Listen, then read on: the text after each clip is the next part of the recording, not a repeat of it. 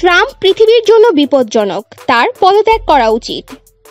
যুক্তরাষ্ট্রের president Donald ট্রাম্পকে পৃথিবীর জন্য বিপজ্জনক উল্লেখ করে তাকে পদত্যাগের আহ্বান জানিয়েছেন তারই ভাইয়ের মেয়ে মেরি ট্রাম্প।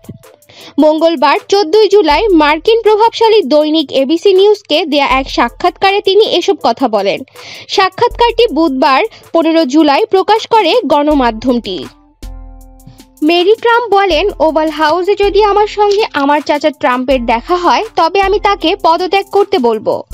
মেরি ট্রাম্প তার বই too much and never enough, how my family created the world's most dangerous man, এটা খুবই বাড়াবাড়ি এবং এমার পরিবার কিভাবে বিশ্বের জন্য একজন বিপজ্জনক ব্যক্তিকে তৈরি করেছে শীর্ষক বই সম্পর্কে দেয়া এই সাক্ষাৎকারে তিনি এসব কথা বলেন।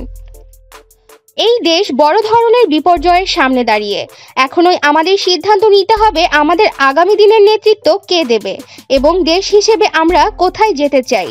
এটা আমার একার পক্ষে করা অসম্ভব।